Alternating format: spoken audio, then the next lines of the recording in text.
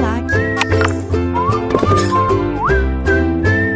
Salve, salve aluno LAC, professor Vitor Hugo aqui para mais uma aula de atualidades e hoje o assunto é saúde mental com um recorte ali específico numa parte da aula para a juventude, saúde mental dos jovens, mas também saúde mental num contexto geral, falando sobre um dos assuntos mais importantes em atualidades 2024.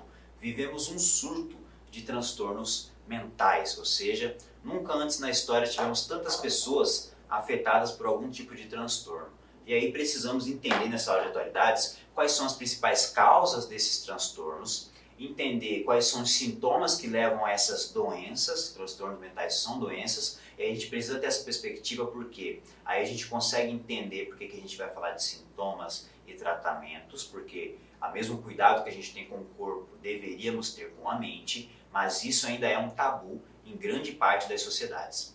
Então é difícil a gente ainda falar sobre saúde mental sem que as pessoas achem que você está ficando louco, né? Então esse preconceito que existe em achar que cuidar da saúde mental é uma coisa só para quem já tem ela totalmente comprometida, é um dos fatores que nos leva a ter uma saúde mental tão deficiente, tanto problemática, tão problemática ao ponto da gente ter ainda que falar sobre isso de forma ainda enfrentar um grande tabu, enfrentar grande resistência, enfrentar ainda um grande preconceito.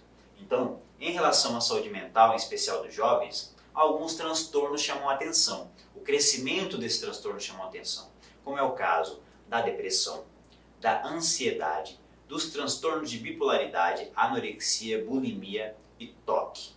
Então esses aqui é o que nós vamos tratar mais especificamente, mas ainda existe nessa lista outros tipos de transtorno que têm sido preocupantes, mas esses têm relação direta à mudança de hábitos da sociedade atual e os jovens estão inseridos nesse contexto, de uma mudança muito drástica de hábitos e costumes que tem nos levado a novos tipos de interações sociais e de tipos de traumas que levam a tipos de transtornos diferentes. Então, vamos perceber isso como acontece e conseguir nessa aula perceber como eu consigo identificar isso em mim e nos outros, no meu convívio social, e começar a tratar isso como um caso de saúde, como um cuidado que eu tenho comigo e com o outro na vida e sociedade, ok? Vamos usar essa aula como esse impulso para entender a questão sem preconceito e conseguir avançar para a própria saúde e a saúde dos demais, beleza? Então, primeiro ponto, nós temos aqui uma definição da OMS das principais causas de transtornos mentais, então aquilo que pode levar uma pessoa a desenvolver esse quadro. Então nós temos 3 situações mais relevantes. A primeira é a questão das interações sociais e culturais. Então existe na vida social, na vida em sociedade, no convívio familiar, na escola, no trabalho, na vida como um todo, algumas relações das interações sociais que podem nos levar a relações traumáticas, Então nós temos em algumas sociedades um quadro muito forte culturalmente de uma cobrança social, ou seja, tem sociedades onde a cultura do sucesso e do fracasso é muito forte, e aí somente algumas pessoas conseguem o sucesso, e as pessoas que são ditas fracassadas têm uma frustração tão grande que desenvolvem transtornos, são ansiosas, são deprimidas, têm tendências a suicídio, porque a interação social colabora, percebe? A sociedade cobra um padrão que nem todo mundo vai atingir. É uma cobrança social do sucesso que pode levar algumas pessoas, pela cultura que vive, a se sentir deslocado, a se sentir fora desse padrão, a se sentir menos capaz o suficiente. Então pode desenvolver, isso pode levar a vários tipos de transtornos. Além das questões culturais relacionadas, por exemplo, ao culto ao corpo, como nós vamos falar no caso da bulimia e da anorexia. Em uma sociedade que preza muito pelo corpo na questão estética, que tem um padrão de beleza muito voltado para o padrão do corpo magro, e isso pesa sobre os comportamentos, e isso pesa sobre as interações sociais. Ou seja, a pessoa que não responde àquele padrão, ela pode desenvolver transtornos alimentares para tentar se enquadrar a um padrão cultural, a um padrão de beleza, a um padrão que a sociedade diz do que ela deve ser. E isso também está na interação social, ou seja, não é só a minha vontade, é o que os outros enxergam, os outros pensam, e a sociedade coloca como correto, belo e bonito, e eu quero responder esse padrão, e para responder esse padrão eu preciso desenvolver um transtorno na minha alimentação, ou seja, algo muito drástico que vai me levar àquele padrão. Então, percebe? Primeiro ponto, interação social e cultural pode levar a transtornos. O segundo fator, que é um fator também muito comum, é o fator traumático. Pode ter algum evento específico que desenvolveu aquele trauma, Então pode ser que depois daquele acidente, você nunca mais quis voar e andar de avião. Depois que você sofreu um certo acidente lá, aí sofreu um acidente de carro, perdeu um parente importante, perdeu o pai, perdeu a mãe, entrou num quadro de tristeza tão profunda que desenvolveu um quadro depressivo. Acontece, é muito comum acontecer. As pessoas, por um fator traumático, por um evento específico que foi muito forte, muito traumático, desenvolveu esse transtorno. Então isso é comum acontecer com pessoas que têm experiência de quase morte, com pessoas que perdem alguém muito querido na família, com alguém que tem uma experiência muito traumática como um acidente. Ok? A última situação que pode desenvolver transtornos mentais é a questão da predisposição genética, né? Existem pessoas que herdam certas condições genéticas que são mais propensas a desenvolver ou já nascem com algum transtorno. Então isso também pode ser predisposto geneticamente. E aí não é, né, nem ligado à alteração da sociedade, não é ligado a nenhum fato que aconteceu, é ligado à sua composição genética. E algumas pessoas têm ou mais propensão ou já têm em si um genes que carrega esse transtorno. Então, temos aqui esses 3 fatores que podem levar aos transtornos mentais. Então, vamos tratar cada um específico, entendendo os sintomas, entendendo como é o tratamento mais adequado. A ansiedade. Na questão da ansiedade, nós temos cerca de 1 a cada 4 pessoas que vão ao médico manifestam algum quadro de ansiedade. Então, 1 em cada 4. Então, é um número, né, relativamente alto, que a gente nem percebe, talvez, que exista tanta pessoa desenvolvendo esse quadro. As formas mais comuns de ansiedade são a ansiedade geral, a ansiedade como um todo, e a síndrome do pânico, né? E as fobias. Então, tem pessoas que não conseguem ficar em espaço fechado, ou tem alguma fobia de algo muito específico, né? Um medo irracional de algo muito específico. E isso também se enquadra dentro do quadro de ansiedade. E aí, quando você percebe que está alguém ansioso, né, você percebe qual que é o quadro. Não existe só um sintoma. Cada pessoa, quando tem uma crise de ansiedade, manifesta de uma forma diferente. Então nós temos aqui a possibilidade. Algumas pessoas sentem uma palpitação muito forte, algumas pessoas soam frio, algumas pessoas têm tremores, algumas pessoas têm falta de ar, algumas pessoas se sentem sufocadas, formigamento pelo corpo, calafrio. E aí nós temos aqui, né, algumas pessoas, inclusive, com aumento do vício do álcool, de medicamentos, por conta dessa sensação de ansiedade. Então, ou as pessoas que têm vários desses sintomas juntos. Então, não é uma questão só da mente, perceberam? A pessoa que é ansiosa, geralmente ela tem manifestações físicas dessa ansiedade. Ela não fica só na cabeça da pessoa. Ela geralmente afeta tanto que ela chega a manifestar fisicamente, ela chega a manifestar no corpo, isso que ela está sentindo. Então, é muito importante que você perceba nas pessoas, né, não só se ela está triste, no caso da depressão, se ela manifesta esse quadro aqui diante de alguma questão. Então, alguma coisa que ela vai fazer, que toda vez que ela vai fazer, parece uma síndrome do pânico, ou seja, ela começa a palpitar, suar frio, tremer toda vez que ela vai fazer uma prova. Então, será que aconteceu algum fato, alguma coisa numa prova que aquilo lembra um fato que ela tem ainda? Então, assim, se você perceba em você e nos outros à sua volta, aqui você tem cuidado, carinho, né? Você tem esse cuidado de observar se as pessoas à sua volta estão manifestando esse sintoma, ok? Um levantamento realizado em 2018 pela OMS constatou que o Brasil é o país que tem mais casos de ansiedade no mundo. Nós temos 9,3% da população brasileira tem ansiedade. Então, assim, nós vivemos uma sociedade que isso é muito comum. Então, assim, é observar para perceber se não tem isso em você e se alguém à sua volta. No Brasil, de acordo com o PISA, 80,8% dos estudantes brasileiros se sentem ansiosos durante a avaliação. Então, a avaliação dos fatores de ansiedade para o jovem brasileiro. Então, fazer prova nos leva à ansiedade. Então, por que será que fazer prova está levando à ansiedade o jovem? Será que o nosso modelo de avaliação tem alguma coisa nele que leva a essa ansiedade? Será que a gente precisa refletir isso também no modo de educar? E o que fazer? Em caso de ansiedade, nós temos aqui, é recomendada a realização de psicoterapia com psicólogo, o uso de remédios em alguns casos, que aliviam sintomas como antidepressivos e ansiolíticos, e também orientada à atividade física, pode ser útil também, meditação, dança, yoga. Não existe uma fórmula, mas existe um tratamento e um acompanhamento que é o mais especializado, que é do psicólogo, no caso da ansiedade. Então é importante que se tenha essa visão de que existe o sintoma para você entender e existe também a quem você deve procurar no caso de acontecer. Existe sempre um procedimento que você vai passar, dependendo do seu grau de ansiedade, dependendo do que o especialista vai analisar no seu caso. Okay? Assim é também para o caso da depressão. A depressão atinge 15% das pessoas em algum momento da vida. Então, 15% de todos os seres humanos em algum momento da vida vai manifestar um quadro depressivo. Lembra? Por aquelas 3 questões que a gente falei, né? Pode acontecer tanto uma interação social que leva à depressão, quanto um fato traumático, quanto uma questão genética. Aqui no caso, quando a gente manifesta depressão, quando é perceptível isso? Quando é que eu percebo esse sintoma? A depressão é um estado de humor deprimido, sabe? Não é qualquer tristeza, não é que seu time perdeu e você está um pouquinho triste, daqui a pouco você está rindo com os amigos. Não, é aquela tristeza, é um quadro de depressão, um quadro de estar deprimido, de estar muito triste e que isso permanece por 2 semanas.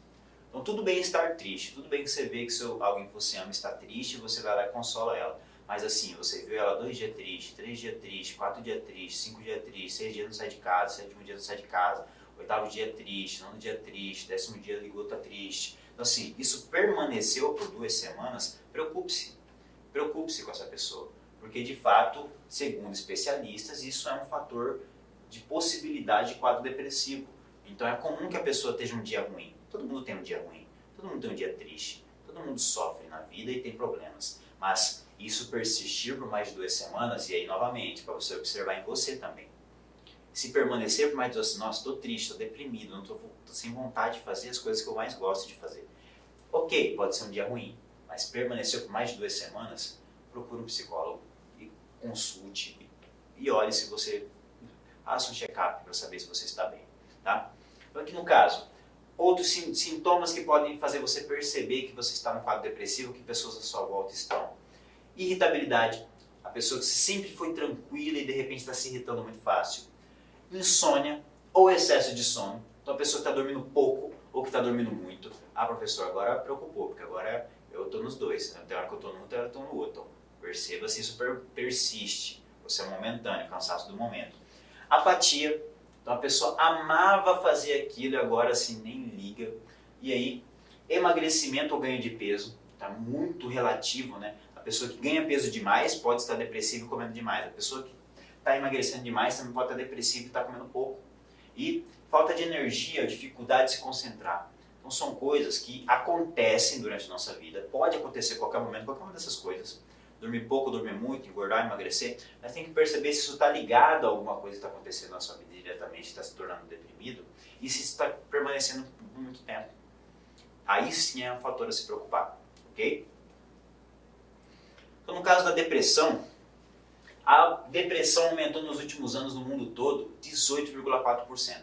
Então preocupa esse aumento tão grande da depressão nos últimos tempos. E hoje nós já temos 322 milhões de pessoas no mundo apresentando depressão. Okay? Outro transtorno que acontece hoje, por uma questão também cultural, é a anorexia, os transtornos alimentares como anorexia e bulimia. No caso da anorexia nervosa, é caracterizada pela perda de peso intencional provocada pela recusa à alimentação, distorção da própria imagem ou medo de engordar. Então a pessoa, como eu falei, que segue um padrão de beleza estética da magreza, geralmente para se enquadrar nesse padrão, ela tem que racionar ao máximo possível os alimentos que ela consome. E isso, é claro, né, pode levar a diversos problemas de saúde. E a anorexia, o grande problema é esse, é um distúrbio alimentar, mas que leva a outros tipos de problemas de saúde. E a bulimia? A bulimia consiste em comer grande quantidade de comida e em seguida tentar eliminar calorias de forma prejudicial, como pela indução ao vômito ou uso de laxante. Então aqui no caso da bulimia, por ter o transtorno, a pessoa come demais, depois ela se sente culpada por ter comido demais e ela tenta eliminar aquilo que ela comeu de formas que fazem mal à saúde, né? Induzindo o próprio vômito, tomando laxante, desidratando, né? Que acaba acontecendo isso. Exercício físico muito intenso, depois fica dias sem comer porque comeu demais. Então a bulimia, perceba-se que nos dois casos nós temos distúrbios muito graves. Distúrbios que têm aumentado, sobretudo entre os jovens. Porque os jovens têm seguido esse padrão estético que eles acompanham hoje nas influenciadoras digitais e todo mundo virtual, que acaba levando a esse tipo de pensamento de que existe um padrão a ser seguido e que para alcançar aquilo eu tenho que fazer um sacrifício, como por exemplo, né, renegar a alimentação ou então fazer práticas prejudiciais à saúde. Hoje, a anorexia nervosa é mais prevalente em mulheres e atinge 1% da população mundial. Então 1% da população mundial, sobretudo grande parte mulheres, já apresentam um quadro de anorexia. A bulimia também com maior incidência nas mulheres, 2,5%. Já a compulsão alimentar afeta homens e mulheres com uma taxa de 3,5% dos brasileiros. Então, nós temos 1% da população mundial apresentando um quadro de anorexia, 2,5% de bulimia e, igualmente, né, aí homens e mulheres, de distúrbio alimentar, ou seja, de comer demais ou comer de menos, 3,5% dos brasileiros. Então já é algo a se avaliar, algo prejudicial e algo preocupante. Além disso, nós temos outros distúrbios relacionados à alimentação menos conhecidos, como é o caso aqui da ortorexia, que é a preocupação excessiva em comer alimentos saudáveis. Sabiam que existe esse distúrbio? Tem pessoas que têm um distúrbio de obsessão, né? Então não é que você gosta de comer coisas saudáveis, você tem uma obsessão por comer só coisas saudáveis. E a vigorexia, que é a obsessão pelo corpo musculoso, ou seja, pelo corpo malhado. Então isso aqui também são transtornos que levam a distúrbios alimentares. O que fazer em caso de distúrbios alimentares ou transtornos alimentares? Não existe tratamento simples, mas aqui nós temos que aliar o psiquiatra, o psicólogo e o nutricionista. Você vai ter que passar por uma avaliação psicológica para saber se você está comendo de mais ou de menos por questão de ansiedade. Vai ter que passar pelo psiquiatra para saber se é uma questão de depressão. E se não for ansiedade e depressão, entender que com o nutricionista como você pode educar sua alimentação para conseguir ter saúde, né? Então, no caso, muitas vezes é o acompanhamento desses 3 profissionais que levam a um tratamento mais eficaz. E aí, em alguns casos, medicamentos costumam ser indicados somente quando é associada à depressão e ansiedade, né? Então não é comum que se use medicamentos no caso de bulimia e anorexia, a não ser que ela seja resultado da depressão e da ansiedade, que você trata com remédio de ansiedade e depressão para tentar diminuir o distúrbio, né, do transtorno alimentar. Outro transtorno também muito comum e mais crescente entre os jovens é o transtorno da bipolaridade. O transtorno bipolar é uma doença psiquiátrica que provoca oscilação imprevisível de humor, variando entre depressão, tristeza, desânimo, mania, impulsividade ou característica extrovertida. Então, uma pessoa que você conhece, que ela tem esse comportamento, né? Então, uma hora ela está bem com você, outra hora ela está com raiva de você, outra hora ela está desanimada, outra hora está desanimada, talvez ela manifeste esse quadro. Então, nem toda pessoa faz isso simplesmente porque não gosta de você, né? Existe também um indivíduo que pode ser que ele tenha um transtorno. Então, no caso aqui do transtorno de bipolaridade, temos que sempre perceber, né, se existe esse comportamento nas pessoas à nossa volta. Assim como é no transtorno obsessivo compulsivo, o chamado TOC. O TOC, ele é manifestado aqui em pessoas que têm aquelas chamadas manias, né? Tem gente que tem a impulsividade por acumular objetos, tem gente que tem o TOC com simetria, sabe aquela pessoa que ela vai, estaciona, aí ela sai, olha que o carro está torto, ela vai, estaciona, ela olha que o carro está torto, ela vai, estaciona. Uma pessoa que não pode ver um item fora desalinhado, que ela vai lá em alinha, senão parece que ela não consegue estar no ambiente, porque aquilo ali está desalinhado. A pessoa que passa, ela vê um quadro um pouquinho fora assim dos quadros, ela vai lá e coloca de volta. Por quê? Às vezes o toque dela é bem sutil, né? Já tem gente, por exemplo, que tem uma obsessão por limpeza. E aí a pessoa limpa a casa meia-noite e limpa às 6 horas da manhã. Porque ela acha que já sujou de meia-noite para 6 horas da manhã. Então a sua obsessão, em alguns casos, ela não vai prejudicar a sua vida. Mas em outros casos vai. Porque tem lugares que você não vai poder mexer no objeto. E o objeto vai ficar torto todo daquele jeito. E você vai sofrer porque tem um objeto torto e não vai conseguir se concentrar no que você tem que se concentrar. Então vai ter hora que vai te prejudicar. Então dependendo do nível que é o seu toque, você vai ter que procurar algo a fazer, né? Então o que fazer? Orientação psiquiátrica E aí ingestão de remédios, às vezes antidepressivos, se for o caso também de depressão no caso, e terapia cognitivo-comportamental, ou seja, tem sim que passar por terapia, não tem outra forma de sair do toque, ok? Um dos fatores que tem levado ao aumento desses transtornos entre os jovens são as redes sociais. Usar muitas redes sociais, alguns estudos como esse aqui da Royal Society, mostrou que os britânicos de 14 a 24 anos acreditam que Facebook, Instagram, Snapchat e Twitter têm efeitos prejudiciais sobre o seu bem-estar. E aí nós temos aqui quais seriam essas consequências. Primeiro, aumenta a ansiedade, você fica naquela expectativa da novidade o tempo todo, porque de fato a gente já tem estudos, né, de que começa a liberar dopamina no cérebro, começa a liberar reações químicas no nosso cérebro quando a gente começa a acessar redes sociais e o nosso cérebro vicia naquilo. E a gente começa a ficar ansioso quando a gente não está na rede social, porque a gente quer novamente estar conectado naquela relação. E aí, aumenta a depressão e a ansiedade por conta dessa relação da dependência, das reações químicas que o nosso cérebro faz quando a gente está ali sendo manipulado. E priva o sono, né, porque é muito mais comum hoje que você consiga ficar conectado na cama, né? Uma coisa quando você tinha que estar no computador pelo menos. Agora, tendo internet no celular, rede social, o jovem está dormindo menos. Porque você fica com a tela lá, ligado o tempo todo.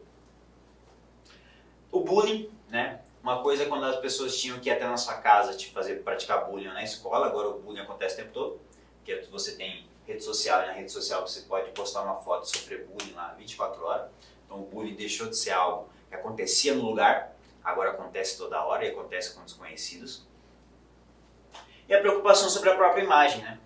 Aquela ideia de comparação, que é uma das coisas que mais causa doenças e transtornos dos jovens.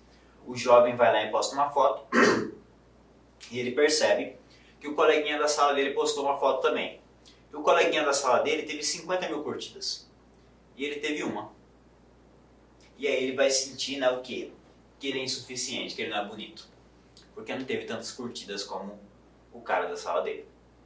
Então, o que isso causa? A comparação. Assim como a FOMO, o medo de perder. Como assim o medo de perder? Nós temos jovens que são afetados pela rede social a tal ponto que mesmo que ele postou uma foto lá e teve lindo, lindo, lindo, lindo, lindo, lindo, lindo, lindo, lindo, lindo, lindo, teve 50 pessoas falando que ele é lindo. Teve um falando que ele é feio. Aí acontece o efeito FOMO. O efeito FOMO, ele não liga mais para os 50 que falou que ele é bonito. Ele vai ligar para o comentário que ele é feio. Então, quer dizer, as coisas que falam mal de você na rede social tomam uma proporção até maior do que as coisas que falam bem. E isso afeta a nossa saúde mental. O que o Instagram fez? O Instagram, ele tirou a possibilidade de visualização de curtida. E isso foi uma das coisas que ele fez em 2017, porque ele percebeu que esse estudo estava certo e que ele estava afetando sim a autoestima dos jovens. E ele decidiu então que agora só você vê a quantidade de curtida que você tem no Instagram. E aí você não fica comparando, né, beleza, comparando corpos, comparando curtidas, comparando reações. Você fica, né, cada um fica sabendo quanto foi curtido, mas sem que isso vire um fator de comparação entre as pessoas. Tá? E o resultado da pesquisa? O resultado da pesquisa vira um alerta para você que tem adolescente em casa, para você que é um adolescente e está assistindo essa aula, hein? Os jovens que passam mais de 2 horas por dia em redes sociais como Facebook, Twitter, Instagram, estão mais propensos a sofrerem problemas de saúde mental, sobretudo angústia e sintomas de ansiedade e depressão. Estudo científico feito com 1.500 indivíduos adolescentes dos 14 a 24 anos nessas redes. Ou seja, isso aqui não é a opinião de ninguém, isso aqui é estudo científico que está dizendo que se o seu filho, se você que está assistindo essa aula, e você sabe que tem como saber disso, né? O seu celular tem lá um temporizador, que você tem o tempo que você usa o celular e cada rede social, não tem? Não finge não, você sabe que tem. E se você não sabe, você que tem filho adolescente, saiba agora como você vai poder evitar que seu filho tenha transtornos mentais por uso de redes sociais. Como? Vai pegar o celular dele, você vai olhar lá no tempo de uso que tem lá, você vai olhar quanto tempo ele está usando cada rede social. Você vai perceber se ele está usando mais de 2 horas por dia, ele está correndo risco. E é melhor que você tenha uma conversa muito franca com ele, de que ele talvez possa substituir a rede social por outras atividades mais saudáveis para a vida dele. Talvez praticar um esporte, talvez ler um livro, talvez fazer novas amizades, talvez descobrir um novo hobby, talvez fazer algo que vai melhorar a sua cognição, a capacidade mental, alguma coisa que vai fazer ele se tornar mais ativo e menos dependente das redes sociais, ok? Então tente fazer esse exercício pessoal e próprio, né, de olhar se você também não está ali, né? Que é o exemplo meio de casa, né? Se você é aquele que fica no celular no jantar, você não vai conseguir cobrar do seu filho. Então é importante que você manifeste também essa preocupação. Fala, filho, ó, tô achando que a gente está ficando muito tempo conectado, aí vamos desconectar, vamos bater um papo, vamos conversar? Isso também faz parte de cultivar a saúde mental daqueles que você ama. Além de todas as dicas que a gente viu na aula de hoje, né? De ficar atento aos sintomas em você e no outro. Além disso, enquanto sociedade, o que nós podemos fazer em sociedade para melhorar o quadro geral de todo mundo? Por que a gente pode fazer para ser feliz e evitar transtornos e doenças mentais para todo mundo? Primeiro, melhorar a condição de trabalho, né? Tem condições de trabalho que adoecem as pessoas mentalmente também, né? A gente está falando muito de cansaço mental, que tem a ver com o desenvolvimento de transtornos mentais também. E aí, ampliar o acesso ao apoio psicológico. De fato, psicólogo não é tão barato, né, gente? Vamos confessar. E aí, ter acesso ao psicólogo é um fator primordial de cuidar da saúde mental. Cidades mais humanas, como assim? Se a gente está falando aqui o tempo todo que uma das coisas que evita e melhora a saúde, que evita a nossa ter problemas e melhora a saúde mental, é praticar esporte. Só que eu moro num lugar que não tem espaço para esporte, não tem quadra, não tem piscina, não tem nada que eu possa acessar de esporte. Então depende de ter isso nas cidades. As cidades precisam ofertar para ter saúde mental pista de caminhada, academia ao ar livre, ou criar opções de lazer, de esporte, de cultura, que as pessoas possam estar fora desse ambiente da rede social e estar mais conectada com as pessoas reais e fazendo coisas.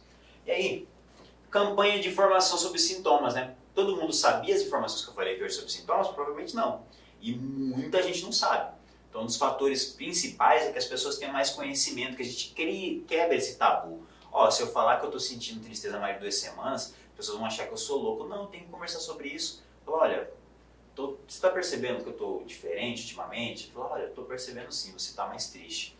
Olha, isso tem durado mais de 2 semanas, acho que eu vou ao psicólogo. Se você ouvir um amigo seu falando isso, não diga que ele está louco. Apoie. Amigo, você está correto, tem que cuidar da saúde mental mesmo. E aí, estudo sobre o impacto da rede social, temos que melhorar esse estudo, né? Se todo mundo está usando e afeta a mente do jovem, não precisamos ter mais informação sobre isso. Precisamos saber quanto que afeta o jovem, quanto que afeta os idosos, quanto que afeta as pessoas, para a gente poder evitar se algum mal for causado por esse tipo de uso, ok? Então aqui, encerramos a nossa aula. Essa aula é uma aula de atualidades importante porque ajuda a gente a entender o mundo atual, porque está aumentando tanto esses transtornos, mas também é olhar para o próximo e para si com esse olhar de cuidado, com esse olhar de quem percebe que cuidar da saúde mental é uma questão atual. Por que é atual? Porque nem todas as gerações tiveram essa possibilidade de falar sobre isso sem tabu, sem medo e poder procurar um psicólogo sem ter medo de ser discriminado, ok? Vamos então usar o nosso tempo de forma positiva e usar o nosso conhecimento a nosso favor, que é o mais importante, ok? Fico aqui no meu forte abraço, até a nossa próxima aula, se cuidem! Clique like.